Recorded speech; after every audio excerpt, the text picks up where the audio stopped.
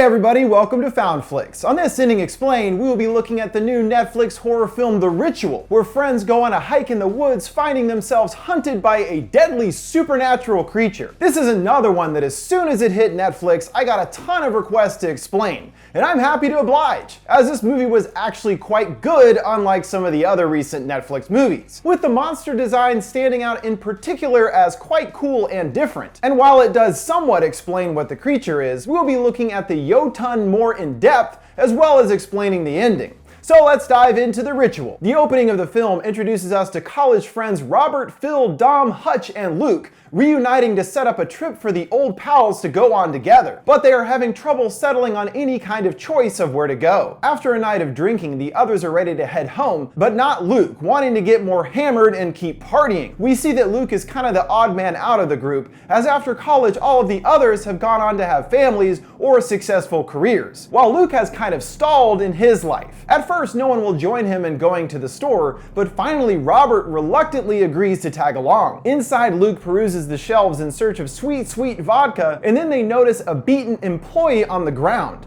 finding themselves having walked right into the middle of a robbery. When two junkies emerge from the back room threatening another employee, Luke sidles off, hiding behind shelves, and leaving Robert on his own. The robbers turn their attention on him, demanding his wallet and his wedding ring, which he refuses to hand over. The situation getting tense, Luke looks at the bottle, considering for a moment the idea of trying to step in and help his friend. But the junkie gets restless, bashing Robert in the face with his weapon, tearing it to shreds. Robert now bleeding out on the floor. We then cut to 6 months after the opening, realizing the opening was actually a dream of Luke's, remembering Robert's death, him now waking up in a tent in the wilderness. Though this memory will continue to haunt him prevalently, as this specific incident is the most important part to Luke's story in the film. In that moment at the store, he didn't take any action to help Robert. So in a way, was he responsible for his friend's death? And it was Luke that dragged him into the convenience store in the first place. If he hadn't wanted more booze, their friend would most likely still be alive. Luke of course struggles with this, considering that he could be responsible for what happened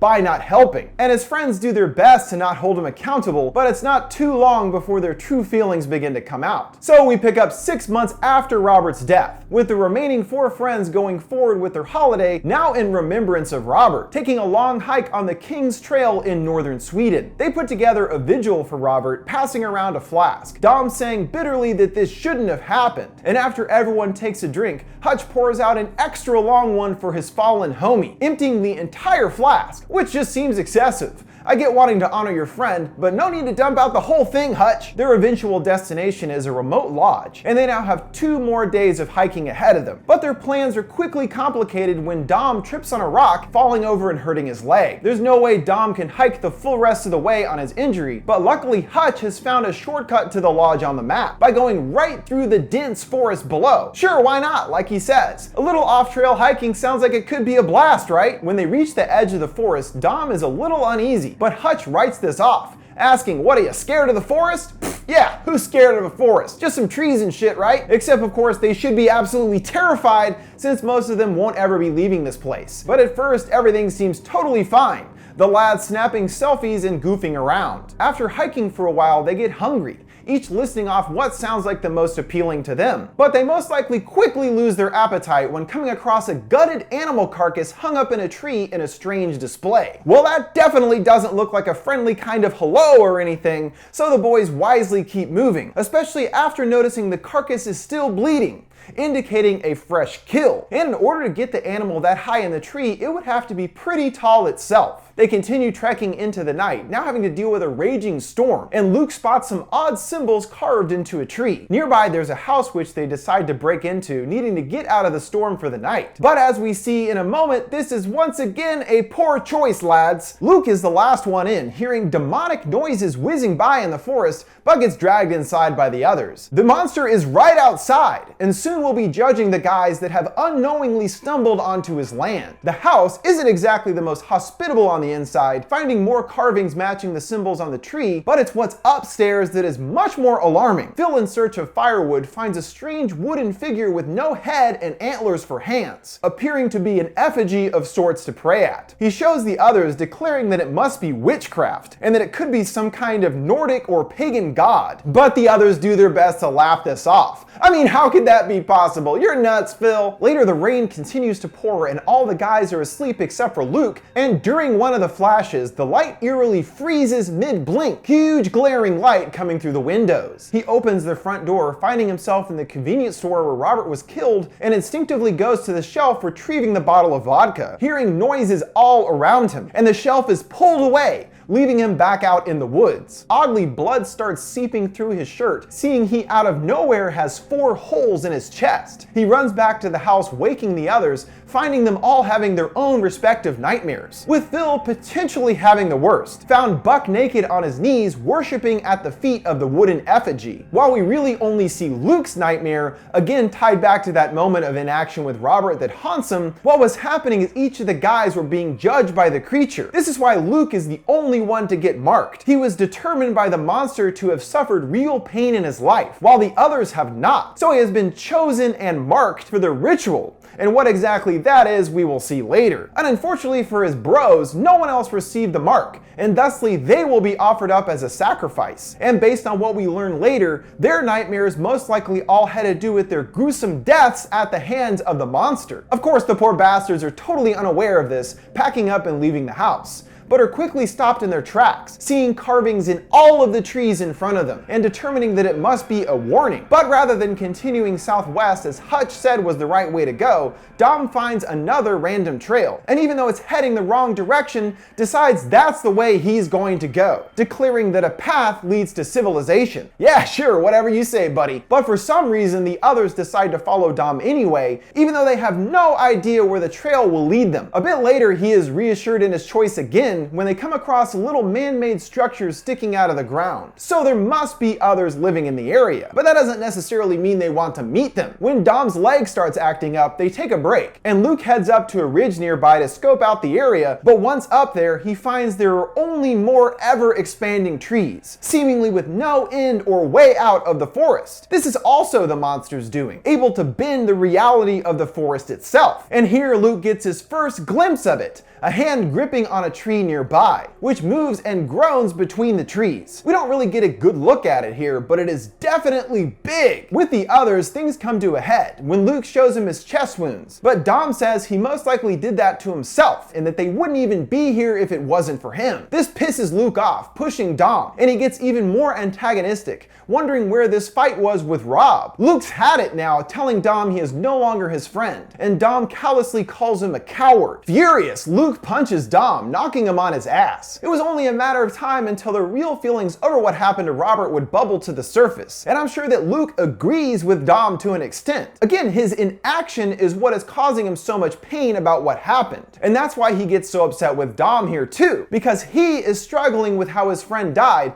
just like the rest of the group. Hutch does his best to keep the friends together, but things become less encouraging when they come across some fabric buried in the ground, and they pull it out, finding a tent, along with a wallet including pictures of a family inside, and a credit card that expired all the way back in 1984. This shows us that these guys are definitely not the first to get lost and never be heard from again in these woods. Darkness falls, forcing them to set up camp, and Luke and Hutch discuss their situation, suggesting that Luke head out on his own to find them help, and he'll stay behind with the others. Later, Luke gets his provisions together, hearing branches cracking in the woods, then footsteps walking right towards his tent, turning off his flashlight as the creature passes by. Luke pokes his head outside, seeing the convenience store with Rob being beaten once again, the junkie with gray eyes calling him a coward. Then Hutch's tent is lifted and flung off into the distance. It was another dream, Luke waking up to Phil outside freaking out, saying something was here and it took him. On cue, we hear Hutch's agonized screams coming from the forest and the creature roaring. They rush off into the woods after him, but quickly get worried about getting lost, determining they should return to camp to get their belongings and then go look for Hutch. But it's too late and they are already lost. sitting on the ground as the night fades into daylight. They gather themselves up to keep going, but soon see something in the trees that is very unsettling. Like the animal earlier, Hutch's body is found gutted and strung up in the trees. They take his body down, retrieving the compass and doing their best to bury him with branches. But Phil is starting to get completely freaked out, the fear of the monster mentally taking him over, wondering if it put him there, knowing that they would go this way. Which is probably true, but all they can do is keep following what Hutch told them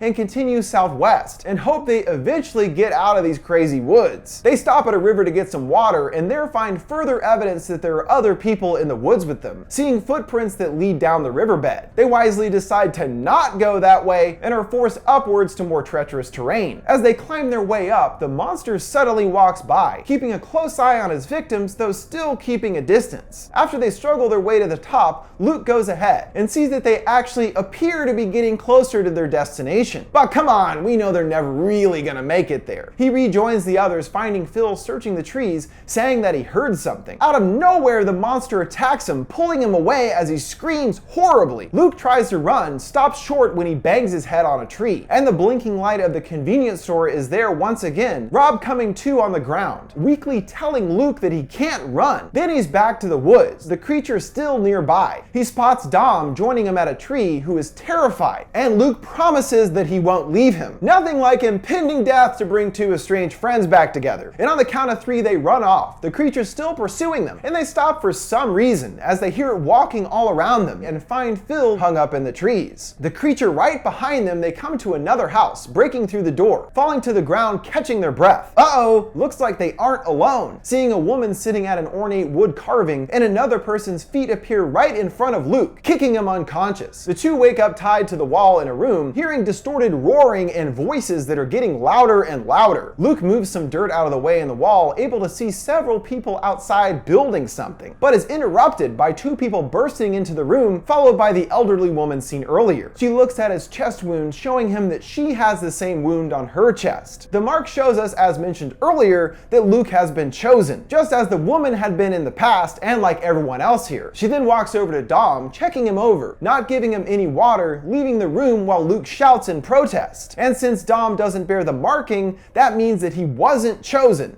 and is due to be offered up. The two grab Dom, taking him out of the room, and we hear him screaming from upstairs, with the creature roaring. Another younger woman enters, telling Luke that they are preparing for a sacrifice, assuring him that it will be over soon. Later, they drag a beaten and surprisingly still alive Dom into the room, and Dom reveals to Luke what his nightmare at the house was, that he saw these people offering meat to that thing, and that he saw his wife Gail too. Now convinced that his nightmare is going to come true and he's doomed to die here, Luke tries to tell him he won't let them kill him, but he is quickly taken outside and tied to the offering structure that they were building earlier. He looks around, seeing several other decayed bodies all around him in the trees, and based on their appearance, the bodies have been here for many years. Now it's time for the sacrifice, the group beginning to chant in Swedish, and the night overtakes the day. Meanwhile, Luke is trying to get free of his ropes, breaking his own finger to get them loose. Outside, Dom is growing impatient, calling out to the woods, "What are you waiting for?" And he gets his wish, hearing the creature getting closer, breaking through the trees. But it's not the monster seen entering the camp, but a woman, Dom's wife Gail, and she walks up to him, touching his face, her eyes shadowy and spooky, and her form reverts to the monster, seeing his glowing eyes inside of its body head, and grabs him off the pole, placing him up in a tree, stabbing a branch right through him. "Well, sorry Dom, but you were deemed to be unworthy, so it's up in the trees for you, lad." Inside the house, the girl returns, and Luke hides that he is still free from the ropes, and asks if they are going to take him down from the trees. "They don't move the bodies," she replies. And then finally he asks the $1,000,000 question, "What is it?" She reveals the monster is actually an ancient god, a Jotunn, and an offspring of the Norse god Loki, and they do not say its true name. "Because you're afraid of it?" Luke asks, but they aren't afraid of it. They worship it,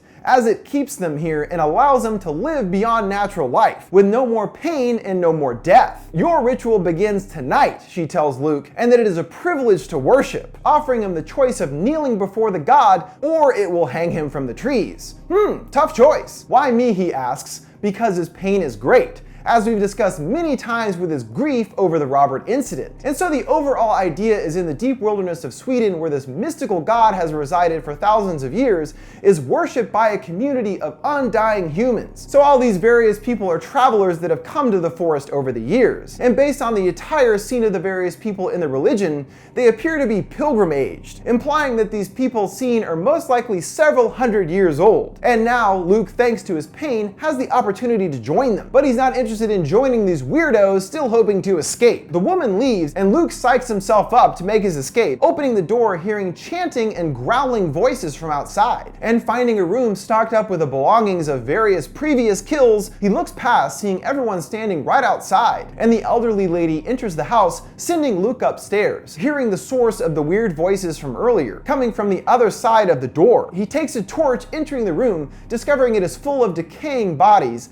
all silent and looking quite dead. Shockingly, the bodies screech to life, and Luke reactively sets the bodies ablaze with the torch. Well, kill it with fire is an appropriate reaction for that shit, and I would assume that these are the oldest members of the god's followers, possibly thousands of years old. And even if they aren't dead, certainly their bodies would have to fall apart over the years. Luke sees the growing fire is drawing the attention of the others outside, and turning back finds himself face to face with the old woman, punching her in the face and taking her out. He returns to the stockpiled room, grabbing a gun and searching for ammo, finding a measly 2 bullets. And outside, the creature has returned, everyone getting down on their knees to kneel. The monster moves through them, speaking in an ancient language, selecting the blonde woman and grabbing her. Luke encounters a man in the hallway shooting him, now already down to 1 bullet. And he comes to another follower looking quite distracted, and Luke instructs him to drop his axe and grabs it himself. Right outside, the monster approaches the house, dropping the blonde woman, now seen with no eyes. It bends its head down in the doorframe, sending Luke hightailing it out of the back. And from nearby, he gets a full view of the massive creature. He loads the rifle, firing and hitting the creature, though it doesn't wound it in the slightest. It does draw its attention to him, chasing after him. The fluorescent lights of the store return, and the creature is back, running alongside the aisles next to Luke, and on the other end getting rammed by the creature. He gets to his feet, turning around, seeing the monster right there, grabbing him with its face arms. Luke drops to the ground, falling to his knees, choosing to worship the god rather than get hung up in the trees. And it backs away, standing on its hind legs, seeing the full form of it, with an elk-like body and head made out of what looks like 2 human bodies twisted together. It's really weird looking, and it places a limb on Luke, pushing him into the ground. He spots the axe nearby, and again Robert is there, turning to face him. He snatches the axe, stabbing it deep into the creature's face and running away, making it out of the forest. He actually made it out, and the creature stops roaring, unable to move beyond the forest that is its home. And Luke roars back in return, and he continues onward alone, seeing a car driving by in the distance, implying that he will be safe in the end. The reason he was allowed to leave is because he was able to conquer his pain, Luke's major character arc for the film. This is the initial reason he was chosen by the god to become one of its followers, due to the amount of true pain he had in his life. The biggest, of course, being his inaction when his friend was killed. But in a similar scenario with the monster at the end, he is again confronted with this moment, and this time he chooses to act, attacking the creature, and thusly moving beyond that moment back at the convenience store. Even though he can't bring his friend back, he has at least dealt with the pain of what happened, and did what he had to do now in order to survive. And since he has overcome this pain, the monster doesn't necessarily want him anymore, and this is why it allowed him to leave. It's clear that it has control over the forest itself, and can physically change its layout to keep its victims trapped. And it's only at the very end, after their final confrontation, that Luke is allowed to leave. So that explains Luke's story. But let's look more in depth at the creature, and what exactly a Jotunn is. Based loosely on an ancient god from Norse mythology, the Jotunn existed in contrast to the other Nordic gods, representing the ancient forces of nature and the weather, which we see specific examples of in the movie, including the heavy storms, darkness taking over the day during the ritual, and the god having control over the forest, able to manipulate the trees themselves. For its backstory in the movie, ancient Scandinavian people who were burdened by pain were granted a means of otherworldly escape, via a nameless beast that was sent by the gods to ease their suffering. They were given the choice of worshiping it and being given eternal life, or death. The woman mentions the god is also the son of Loki, the trickster god. Yes, the same character as featured in the Marvel films, both based on the same ancient mythology. And a form of the Jotunn even appeared in Thor: The Dark World as the Frost Giants, with Loki learning he also is a frost giant. So technically in the Marvel movies, Loki is a Jotunn. Interesting how that actually fits in with this movie's story as well, despite them having absolutely nothing to do with each other. And though in the movie they say they do not speak the creature's name, according to the author of the book the movie is based on, the Jotunn specifically is a creature from H.P. Lovecraft stories, one of the great old ones or ancient gods known as the Black Goat of the Woods. Here Lovecraft was potentially inspired by Pan, a god of nature, or possibly with the black goat representing Satan in the form of Satyr, a half man, half goat. And a lot of this does sound strikingly similar to our own Jotunn creature in personality and appearance, though its half man body is through the odd body parts that make up its head structure rather than being half human in the traditional sense. Alright guys, that'll wrap it up for my look at the ritual and breakdown of the Jotunn monster's lore. I appreciate you guys sending all the requests in, and make sure to hit me up on social media at FoundFlix if you have any other movies or TV shows you'd like to see me explain. What did you guys think of the ritual and its ending? Let me know your thoughts in the comments below. Make sure to like, subscribe, and follow. Thanks for watching FoundFlix. See you next time.